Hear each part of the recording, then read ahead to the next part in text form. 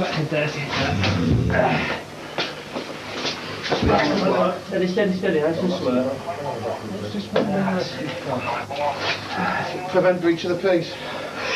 Take him to hospital. He's just come from hospital. He's not had him at all. Is he acting now? He's right as rain. Well, not as right as rain, but he's been in hospital. This is a show, this. He's been abusive to the staff. The staff aren't going to treat him. He's got a simple hematoma to the back. He's got a what? They call it a simple hematoma, which is obviously a laceration. Refused to be treated, refused to have his head x-rayed. He's urinated all over the hospital floor. He wasn't complaining in an assault. He what? He wasn't complaining in an assault. So what's he been arrested for then? Breach of the peace because he wouldn't leave. We came out the hospital grounds and told us to go back in as soon as we went. He was on his feet, he says.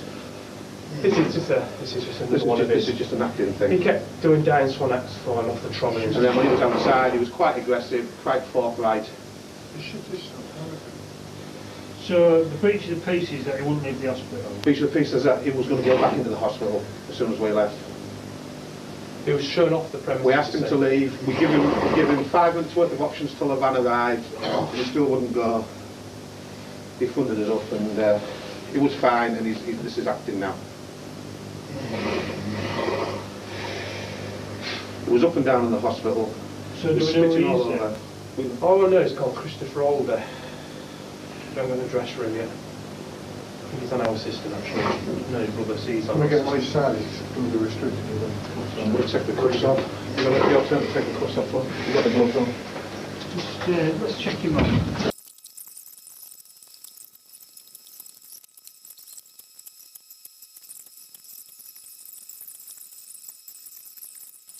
Said at the hospital that he's fit to detain you. We asked him that because we said our side is going to be happy, and the doctor says there's nothing more we can do for him. If he can't be x-rayed, he says something about a simple hematoma to the back of his head. He's got a tooth missing and a tooth dislodged. So we said, is he fit to be detained? And he said, well, Not like any noises anymore,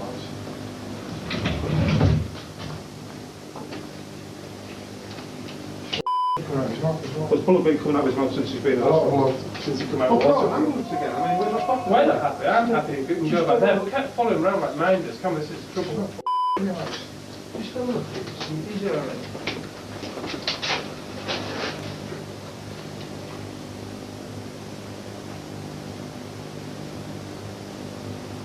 You want an ambulance?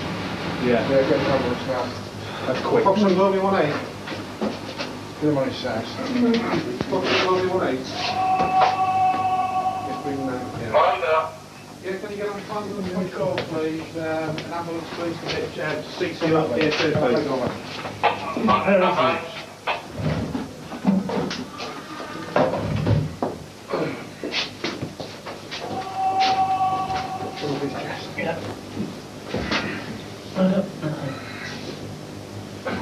Try his pulse.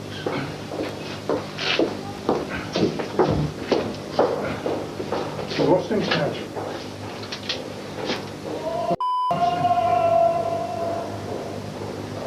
That pulse.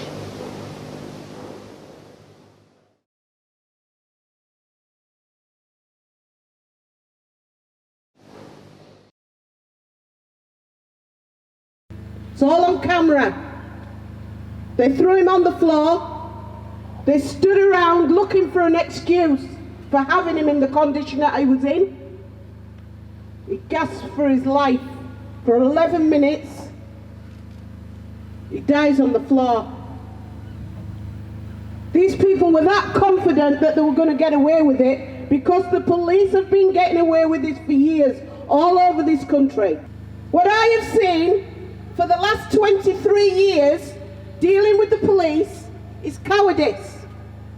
Too frightened to be the one to put their heads above the pulpit. I'm not going to say anything. What about my job? What about this? Compliance is guilt. You are just as bad as the people that's doing it. But let's not forget, you pay their wages. Time and time again, when people are dying in police custody, the victim gets the blame. He was a big black man. He threatened me. I haven't spent 23 years coming here to annoy the police, to make them feel uncomfortable. I've come here because they murdered my brother. I think for me, getting to interview her and because I've seen her on TV, I've been to protests when she's been there and I've listened to her speak, but to actually interview her and sort of get her take about her own life, which I thought was important, was just a real special moment for me. I ain't gonna lie, like a real proud moment, because I see her as a freedom fighter, I see her as an activist, I see her as someone who's probably the strongest and bravest person I probably have set my eyes on, do you know what I mean? And it was just a real moment for me. Obviously knowing about the story from young, yeah man, I just felt like blessed to really have the opportunities for her to tell us her story, because she didn't need to do it. Me being a fellow North Hull resident, spent most of my life there, and I know you've got a bit of an affiliation with North Hull. So, what was North Hull Estate like for you? What memories do you have about it? Well, North Hull was the first place where my mum and dad settled. Do you know, like coming from Africa, they were going to start their marriage and bring up the children. You know, there were like 5 of us. So, but my mum had psychiatric illness, so she ended up in psychiatric hospital each time she had a child. So North Hull to us was, you know, it was kind of a bittersweet place type of thing, because we used to go, you know, visit my dad on a weekend after my mum had gone back to Nigeria. And we'd go to visit, you know, it was an opportunity to get away from the children's home. But there again, we had to put up with the fact that we was the only black family, or maybe 2 on the whole North Hull estate at that time. So, you know, we suffered an awful lot of racism and things like that. You know, my brothers did, but that was North Hull, you know. I don't know whether it's changed now. I just wondered how it's changed for you. It was tough, definitely the beginning. Definitely got a tough introduction to estate life, but in the end, I've got a lot of good memories though, Janet. To be honest with you, I've got some not so good ones, but it's I've definitely got more good memories. And in the end, I think we were just accepted, because a lot of families in our position when we first moved there, I think would have moved away, because it was tough, was nasty, stones at the windows and monkey chants and me getting picked on by a lot of the older kids and stuff like that. And it was tough, but you learn to grow thick skin, and I think in the end they sort of took us in, really. Like they realized that we weren't moving, was going nowhere, and in the end, like they just had to accept us. And obviously I grew, I got bigger, and I learned how to defend myself. So my father wanted us to have some kind of idea of what our culture was. And that didn't fare well to those in the children's home. They really didn't like my dad in any which way whatsoever. And I remember meeting a young girl up the road, absolutely stunningly beautiful, her skin, her hair and everything, you know. And I was there with an ashy skin, hair all over the place, sticking up like I don't know what. And I was walking past her gate one day, and her mum invited me in. And she started doing my hair, and she started banding it in, you know, cotton and whatsoever. Well, I was ecstatic. I thought, you know, I'm putting Vaseline on my face, and my skin was looking better and everything. And those type of things, we weren't taught that in the children's home. And when I got back to the children's home, well, they went absolutely crazy. I walked in with a big smile on my face, you know, and the house parents went absolutely mad, and she sent me back to go and get it all undone again. So that kind of bashed my self-esteem, something rotten, because they were the only people that I could relate to. you know, and feel comfortable around, Yeah. and you know, to be myself, type of thing. So that was really, really hard. But what we didn't have in the children's home is, you used to have social workers. Yeah. So whenever anything else happened, like, you know, I used to get the stick for wetting the bed, because I'd wet the bed every single night without fail, sometimes 2 or 3 times a night. We used to get the stick, you know, for wetting the bed. But I would get sexually abused every weekend. What, in the home? No, it wasn't in the home. It was outside the home. Every time I went to my dad's, Yeah. there were people around there that was abusing me. Oh, yeah. wow. Yeah, Sorry to hear that. Yeah, but I couldn't go back and say anything to those in the children's home, because whatever I said to them in children's home, you get into trouble. Yeah. And social workers didn't help. And they kind of blamed the fact that I was wetting my bed and whatsoever on my dad. Oh, really? Yeah, and it was nothing to do with my dad. It was the trauma that I was getting while I was in the children's home that was doing it.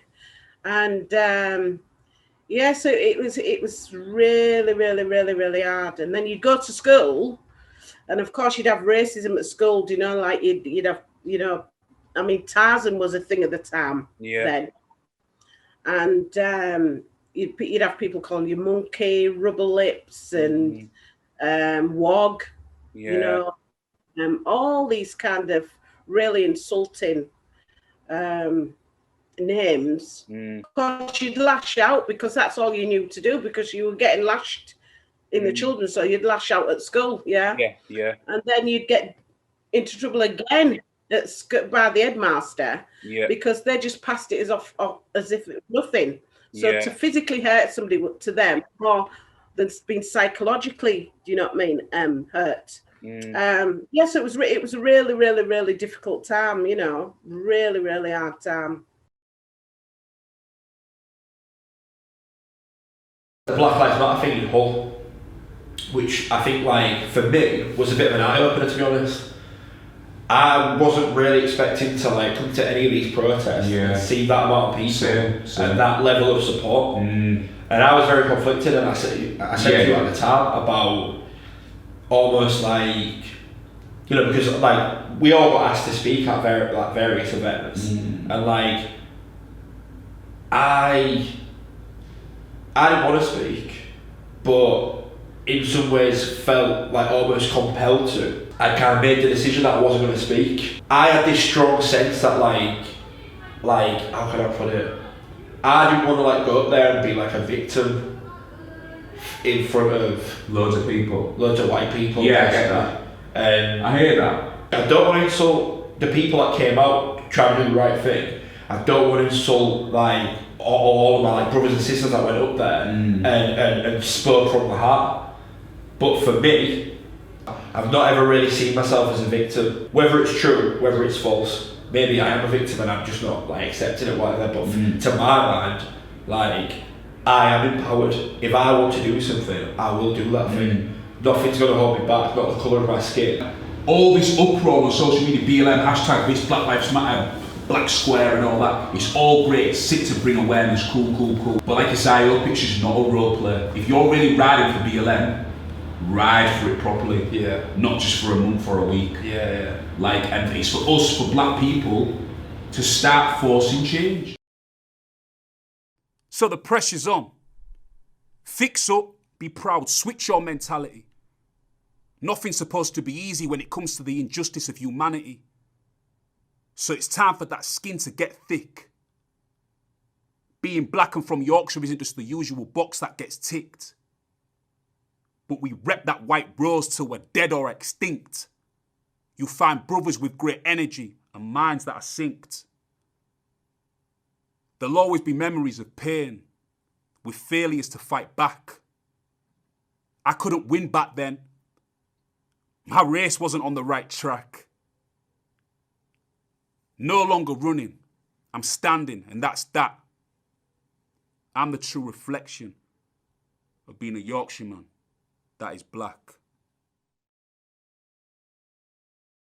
In 2000, I thought we'd given my brother the best funeral possible. He was an ex-paratrooper that fought for this country. It was like, as soon as he left the paras, that was it. You've served your purpose. But the army came. They played the last post. We marched all the way around with his coffin. William Wilberforce was there. Him that looked over the police station while Christopher was dying. Only to find out in 2011, Christopher was still in a mortuary, hidden in numerous body bags. And we buried a 77-year-old Nigerian lady. How could they do something like this when everybody buries somebody? Yeah. That is something, no matter what colour you are, everybody's got that in common. Everybody loses somebody. Everybody has that feeling of hurt and deep loss and, you know, sorrow and stuff. So why could these people not feel what my family were feeling? Yeah. I'm looking at Janet and I'm just thinking, like, poor you, like, your full life really has been for fighting justice for your brother. I feel the woman's tried her hardest to protest about her brother. And again, I don't think it's just about her brother as well. It's so it doesn't ever happen again. Like I said, I don't think it would have ended up like that if it had been a white person. Race definitely played a part in it. Yeah, no, it's wrong. I don't think people was too interested about it at all, to be honest with you. I think they just thought he's a black man, that's it. I think you put someone to rest, and then 10, 12 years down the line you find out they've been put in her own grave. It's just mad. And like also like she's got her trauma obviously from what she explained to us. Yeah. Has she had the time to focus on that? Because she's kind of fighting this fight for her brother. Yeah. She is unapologetically riding for her brother no matter what it takes. And she's never gonna keep quiet about it. And I think why I rate her is the fact she keeps on coming back to Hull. If that was me, I would never come back to this place again. Yeah. I used to think this was a big conspiracy of really strong people because I was brought up to think that the system, you know, was about doing the right thing. Until I realised that these are the gutless people, because they're only bothered about the status, the jobs, the finance, and that's what it boils down to, their fear. So it's people like us in this room. We are the strong people, and united we are even stronger. Thank you.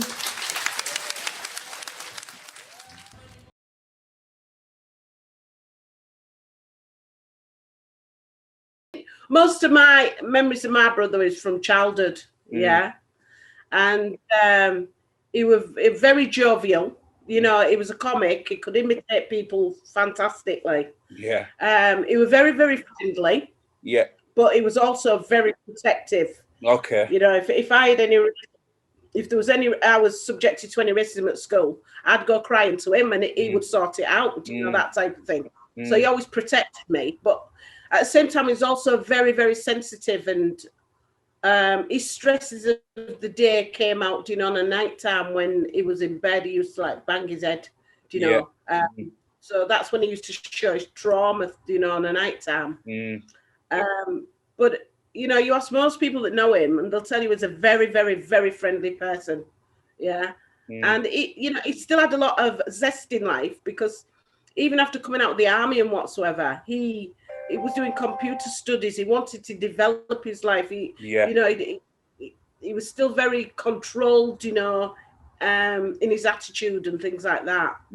And very, just a genuine, you know, good all-round person. He was a good person, definitely. Do you think you'll ever get justice for Christopher? What is justice? You know, this is what I'm saying. Is it too late? Do you know what I mean? Is there anything that they could do now to really kind of put things right? I don't think there is, because I don't think there's anything, you know, it's not going to be justice in that respect. I think my justice now is to expose these people for what they are, not expect anything of them. Yeah. Because I've been disappointed so many times when I've expected them to do the right thing. and to forewarn our youth and openly give them the confidence to stand up. Do you know what I mean? Because you're rather on your knees, you're rather on your knees begging. Yeah. And stand up and be who you are and be proud of who you are. Yeah. Because either way they're going to treat you bad anyhow. Yeah. So do you do it when you're on your knees, or do you do it stood up with your head held high? Yeah. And I think you should do it with your stood up with your head held high. Totally agree with you. When you look at these people, then you see them in a completely different light than something that had to be feared of. They're more frightened of you. Yeah.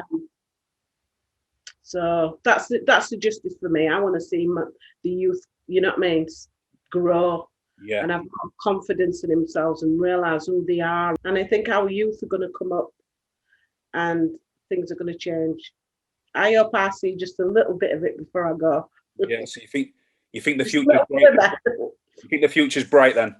Oh, the future's bright. I don't know what you lot, but like when I was in end of primary school, secondary school, like the N-word and racism, it was kind of like being cool. Like if you was racist, like you was like, because it was low-key then. And like I don't know, like especially like in my school, there's only like 3 black kids, so you just have to like. I feel guilty myself though looking back, like because I just laughed it off. But like if I was more confident back then, I'd be like, that's so racist. But you've got to because it's like survival of the fittest. I'm not gonna go up to a bunch of like 50 white people like you're racist. No chance.